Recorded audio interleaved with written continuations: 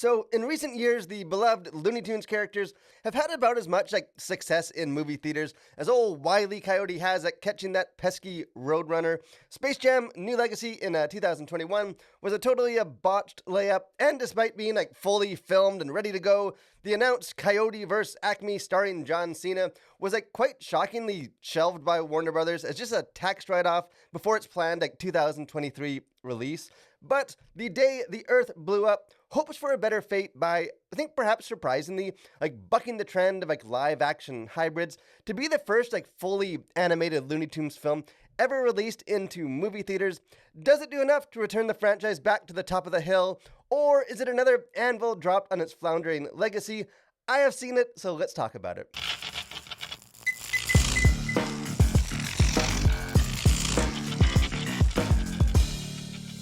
So probably like a lot of you guys, I grew up on the Looney Tunes. The original Space Jam was one of the first movies I think I ever saw in a movie theater. But I think for whatever reason, kind of that same reverence and love for the characters just hasn't really carried over into the next generation. So with my own two 10-year-old boys, they've just never really got into the characters. But I think the decision to return those characters to their animated roots does pay off, and I think what's arguably the best Looney Tunes material in decades. I think with excellent animation and a delightfully wacky plot, The Day the Earth Blew Up is just a fun throwback that brings back the charms, but also maybe some of the rougher edges of a bygones era of children's entertainment. The subtitle may say a Looney Tunes movie, but don't expect to see Bugs Bunny or Tweety Bird or really many of the other iconic characters from its very expansive cast, because instead the film centers almost exclusively on the dynamic duo of Daffy Duck and Porky Pig. Still, despite that limited cast, The Day the Earth Blew Up remains a quintessential Looney Tunes film, really through and through. I think while many other recent animated films have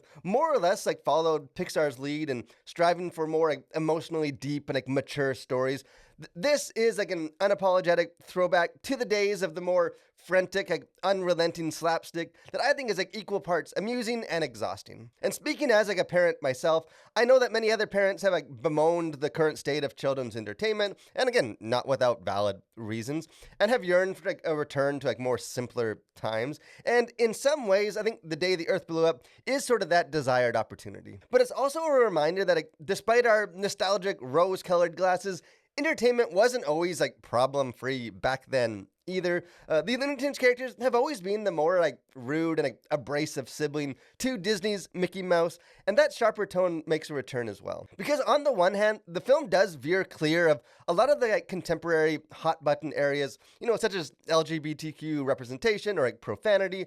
But on the other hand, I think some edgier moments, such as a woman with comically large breasts struggling to squeeze herself into a car, or Daffy Duck inflating his backside two balloons, then twerking for a camera some sort of OnlyFans influencer, may not be overly appreciated by parents either. A vintage element that I think can be enthusiastically embraced is the animation style, because with a very beautifully hand-drawn 2D animation, this movie really is a reminder of what we've lost with the modern shift towards more computer-generated 3D animation, because the movie's trailers, marketing material, really just don't do justice just how great this film looks. And the gorgeous animation really offers more than merely just some nostalgic charm, because the film is bursting with a sense of playful and creative energy, with several, I think, brilliant sequences where the animators just seem they can go wild and experiment with different alternative styles and approaches, such as an opening montage that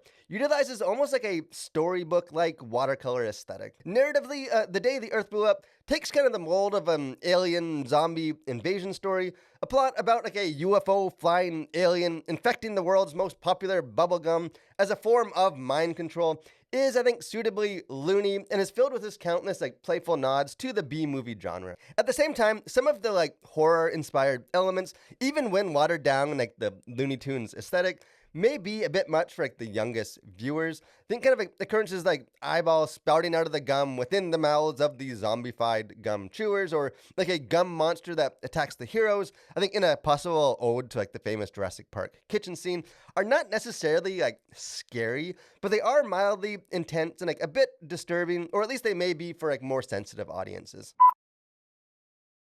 As far as content to consider, things going on the surface of this, there is some stuff just to be aware of. For language, there's no profanity, but there are multiple kind of uses of like filler words like heck or geez, as well as at least like one or two uses of God. As far as violence, mostly harmless stuff here, although there is plenty of sort of cartoonish Looney Tunes violence with characters exploding or like being flattened like a pancake.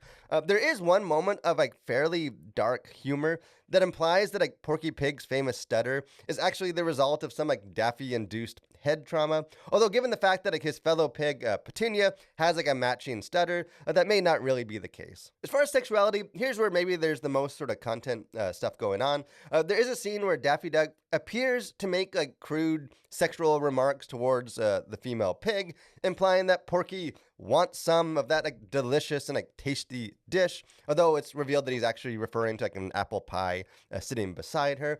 There's also, as I mentioned, sort of a repeated gag about a human character that has like disproportionately large breasts. Later, in like a spoof on Winston Churchill's famous like fight them on the beaches speech, Daffy declares like all the places that the alien induction will result in him being probed, including that there will be probing in the truck stop bathroom. And lastly, like referring specifically to like a newly created flavor of tea, Porky like inadvertently tells his romantic crush that she can tickle his taste buds anytime, before awkwardly adding, for science.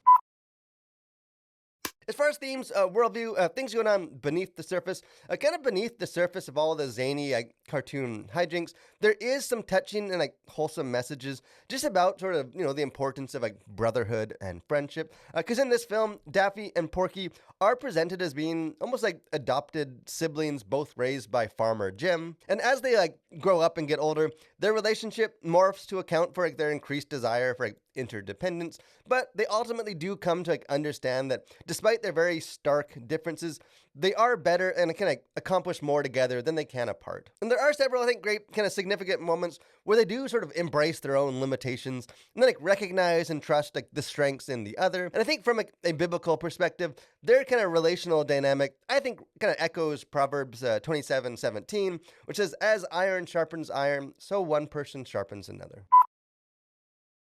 So, while not without a few warts, I think The Day the Earth Blew Up is a refreshing tour back through an older era of animated entertainment.